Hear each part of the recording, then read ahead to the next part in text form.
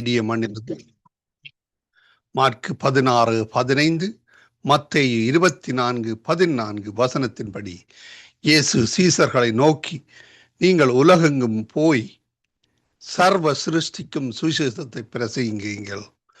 ராஜ்யத்தினுடைய இந்த சுவிசேஷம் பூலோகம் எங்குமுள்ள சகல யாதிகளுக்கும் சாட்சியாக பிரசங்கப்படும். அப்பொழுது முடிவு வரும் என்ற வசனத்தின்படி ஆத்துமாக்களை பரலோகத்தில் சங்கமிக்கும் வானொலி சங்கமம் சங்கமம் சங்கமம்.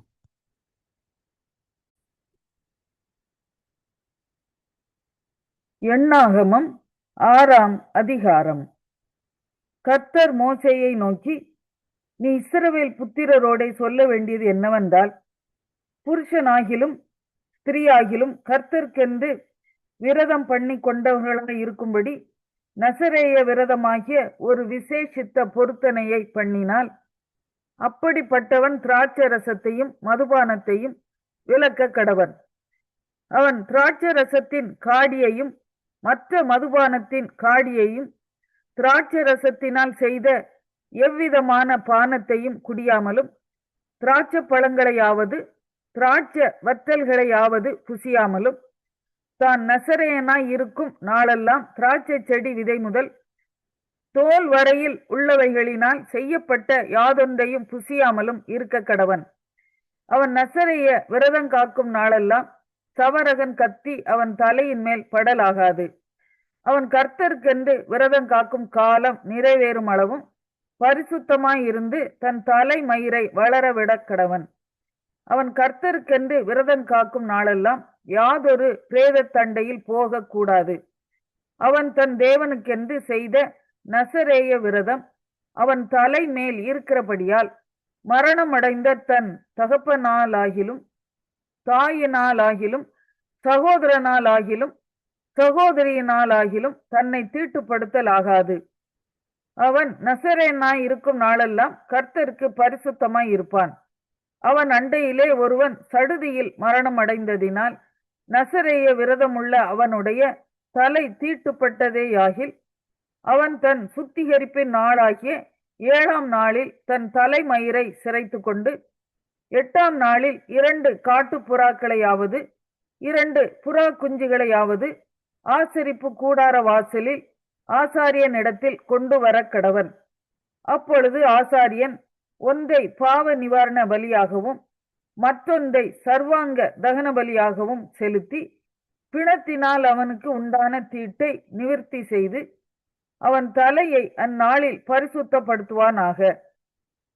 அவன் திரும்பவும் தன் விரத நாட்களை கர்த்தருக்கென்று காத்து 1 வருஷத்து ஆட்டுக்குட்டியை குற்ற நிவாரண பலியாக கொண்டு வர கடவன். அவனுடைய நசரேய விரதம் தீட்டுப்பட்டதினால் சென்ற நாட்கள் விருதாவாகும். நசரேயனுக்குரிய பிரமாணமாவது, அவன் விரதம் காக்கும் நாட்கள் நிறைவேறின அன்றே அவன் ஆசரிப்பு கூடார வாசலிலே வந்து சர்வாங்க தகன பலியாக 1 வருஷத்து பழுதற்ற ஒரு ஆட்டுக்குட்டியையும், பாவ நிவாரண பலியாக 1 வருஷத்து பழுதற்ற ஒரு பெண்ணாட்டுக்குட்டியையும், சமாதான பலியாக பழுதற்ற ஒரு ஆட்டுக்கடாவையும், ஒரு கூடையில் எண்ணெயிலே பிசைந்த புளிப்பில்லாத மெல்லிய மாவினால் செய்த அதிரசங்களையும், எண்ணெய் தடவப்பட்ட புளிப்பில்லாத அடைகளையும், அவைகளுக்கு அடுத்த போஜன பலியையும் பான பலிகளையும் கர்த்தருக்கு தன் காணிக்கையாக செலுத்த கடவன்.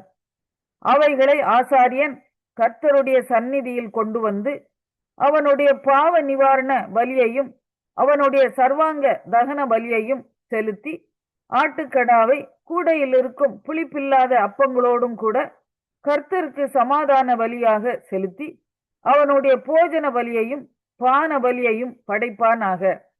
அப்பொழுது நசரேயன் ஆசரிப்பு கூடார வாசலிலே பொருத்தனை செய்யப்பட்ட தன் தலையை சிரைத்து, பொருத்தனை செய்யப்பட்ட தன் தலைமயிரை எடுத்து சமாதான பலியின் கீழ் எரிகிற அக்கினியில் போடக்கடவன். நசரேயன் பொருத்தனை செய்யப்பட்ட தன் தலைமயிரை சிரைத்து கொண்ட பின்பு ஆசாரியன் ஆட்டுக்கடாவினுடைய வேவிக்கப்பட்ட ஒரு முன்னன் தொடையையும் கூடையில் இருக்கிறவைகளிலே புளிப்பில்லாத ஒரு அதிரசத்தையும் புளிப்பில்லாத ஒரு அடையையும் எடுத்து அவனுடைய உள்ளங்கைகளில் வைத்து அவைகளை கர்த்தருடைய சந்நிதியில் அசைவாட்ட கடவன். அது அசைவாட்டப்பட்ட மார்க்கண்டத்தோடும் ஏறெடுத்து படைக்கப்பட்ட முன்னந்தொடையோடும் ஆசாரியனை சேரும். அது பரிசுத்தமானது. பின்பு நசரேயன் திராட்சரசம் குடிக்கலாம். பொருத்தனை பண்ணின நசரேயனுக்கும் அவன் தன் கைக்கு உதவுகிறதை இல்லாமல் தன் நசரேய விரதத்தின் நிமித்தம் கர்த்தருக்கு செலுத்தும் காணிக்கைக்கும் அடுத்த பிரமாணம் இதுவே. அவன் செய்த பொருத்தனையின்படியே தன் பொருத்தனையின் பிரமாணத்துக்கேற்க செய்து தீர வேண்டும் என்று சொல் என்றார். பின்னும் கர்த்தர் மோசேயை நோக்கி, நீ ஆரோனோடும் அவன் குமாரரோடும் சொல்ல வேண்டியது என்னவென்றால், நீங்கள் இஸ்ரவேல் புத்திரரை ஆசீர்வதிக்கும் போது அவர்களை பார்த்து சொல்ல வேண்டியதாவது, கர்த்தர் உன்னை ஆசீர்வதித்து உன்னை காக்க கடவர். கர்த்தர் தம்முடைய முகத்தை உன்மேல் பிரகாசிக்க பண்ணி உன்மேல் கிருபையாய் இருக்க கடவர். கர்த்தர் தம்முடைய முகத்தை உன்மேல் பிரசன்னமாக்கி உனக்கு சமாதானம் கட்டளையிட கடவர் என்பதே. இவ்விதமாய் அவர்கள் என் நாமத்தை இஸ்ரவேல் புத்திரர் மேல் கூற கடவர்கள். அப்பொழுது நான் அவர்கள். நீதிமொழிகள் 3ஆம் அதிகாரம். என் மகனே, என் போதகத்தை மறவாதே. உன் இருதயம் என் கட்டளைகளை காக்க கடவது. அவைகள் உனக்கு நீடித்த நாட்களையும் தீர்க்காயுசையும் சமாதானத்தையும் பெருக பண்ணும். கிருபையும் சத்தியமும் உன்னை விட்டு விலகாதிருப்பதாக. நீ அவைகளை உன் கழுத்திலே பூண்டு அவைகளை உன் இருதயமாகிய பலகையில் எழுதிக்கொள். அதனால் தேவனுடைய பார்வையிலும் மனுஷனுடைய பார்வையிலும் தயையும் நட்புத்தியும் பெறுவாய். உன் சுய புத்தியின் மேல் சாயாமல் உன் முழு இருதயத்தோடும் கர்த்தரில் நம்பிக்கையாயிருந்து உன் வழிகளிலெல்லாம் அவரை நினைத்துக்கொள். அப்பொழுது அவர் உன் பாதைகளை செவைப்படுத்துவார். நீ உன்னை ஞானி என்று எண்ணாதே. கர்த்தருக்கு பயந்து தீமையை விட்டு விலகு. அது உன் நாவிக்கு ஆரோக்கியமும் உன் எலும்புகளுக்கு ஊனுமாகும். உன் பொருளாலும் உன் எல்லா விளைவின் முதற் பலனாலும் கர்த்தரை கனம் பண்ணு. அப்பொழுது உன் களஞ்சியங்கள் பூரணமாய் நிரம்பும். உன் ஆலைகளில் திராட்சரசம் புரண்டு ஓடும். என் மகனே, நீ கர்த்தருடைய சிக்ஷையை அற்பமாய் எண்ணாதே. அவர் கடிந்து கொள்ளும்போது சோர்ந்து போகாதே. தகப்பன் தான் நேசிக்கிற புத்திரனை சிக்ஷிக்கிறது போல கர்த்தரும் எவனிடத்தில் அன்பு கூறுகிறாரோ அவனை சிக்ஷிக்கிறார். ஞானத்தை கண்டடைகிற மனுஷனும் புத்தியை சம்பாதிக்கிற மனுஷனும் பாக்கியவான்கள். அதன் வர்த்தகம் வெள்ளி வர்த்தகத்திலும் அதன் ஆதாயம் பசும்பொன்னிலும் உத்தமமானது. முத்துக்களை பார்க்கிலும் அதை விலையேற பெற்றது. நீ இச்சிக்கத்தக்கதொன்றும் அதற்கு நிகரல்ல. அதன் வலது கையில் தீர்க்க ஆயுசும் அதன் இடது கையில் செல்வமும் கனமும் இருக்கிறது. அதன் வழிகள் இனிதான வழிகள், அதன் பாதைகள் எல்லாம் சமாதானம். அது தன்னை அடைந்தவர்களுக்கு ஜீவ விருட்சம். அதை பற்றிக் கொள்கிற எவனும் பாக்கியவான். கர்த்தர் ஞானத்தினாலே பூமியை அஸ்திவாரப்படுத்தி புத்தியினாலே மரங்களை ஸ்தாபித்தார். அவருடைய ஞானத்தினாலே ஆழங்கள் பிரிந்தது, ஆகாயமும் பனியை பெய்கிறது. என் மகனே, இவைகள் உன் கண்களை விட்டு பிரியாதிருப்பதாக. மெய் ஞானத்தையும் நல் ஆலோசனையையும் காத்துக்கொள். அவைகள் உன் ஆத்மாவுக்கு ஜீவனும் உன் கழுத்துக்கு அலங்காரமுமாயிருக்கும். அப்பொழுது நீ பயமின்றி உன் வழியில் நடப்பாய், உன் கால் இடராது. நீ படுக்கும்போது பயப்படாதிருப்பாய். நீ படுத்துக் கொள்ளும்போது உன் நித்திரை இன்பமாயிருக்கும். சடுதியான திகிலும் துஷ்டர்களின் பால் கடுப்பும் வரும்போது நீ அஞ்ச வேண்டாம். கர்த்தர் உன் நம்பிக்கையாயிருந்து உன் கால் சிக்கிக் கொள்ளாதபடி காப்பார். நன்மை செய்யும்படி உனக்கு திராணி இருக்கும்போது அதை செய்யத்தக்கவர்களுக்கு செய்யாமல் இராதே. உன்னிடத்தில் பொருள் இருக்கையில் உன் அயலானை நோக்கி, நீ போய் திரும்ப வா, நாளைக்கு தருவேன் என்று சொல்லாதே. அச்சமின்றி உன்னிடத்தில் வாசம் பண்ணுகிற உன் அயலானுக்கு விரோதமாக தீங்கு நினையாதே. ஒருவன் உனக்கு தீங்கு செய்யாதிருக்க காரணமின்றி அவனோடு வழக்காடாதே. கொடுமை உள்ளவன் மேல் பொறாமை கொள்ளாதே. அவனுடைய வழிகளில் ஒன்றையும் தெரிந்து கொள்ளாதே. மாறுபாடுள்ளவன் கர்த்தருக்கு அருவருப்பானவன். நீதிமான்களோடு அவருடைய ரகசியம் இருக்கிறது. துன்மார்க்கனுடைய வீட்டில் கர்த்தரின் சாபம் இருக்கிறது. நீதிமான்களுடைய வாசஸ்தலத்தையோ அவர் ஆசீர்வதிக்கிறார். இகழ்வோரை அவர் இகழுகிறார். தாழ்மை உள்ளவர்களுக்கோ கிருபை அளிக்கிறார். ஞானவான்கள் கனத்தை சுதந்திரி. லூக்கா 17ஆம் அதிகாரம். பின்பு அவர் தம்முடைய சீஷர்களை நோக்கி, இடரல்கள் வராமல் போவது கூடாத காரியம். ஆகிலும் அவைகள் எவனால் வருகிறதோ அவனுக்கு ஐயோ.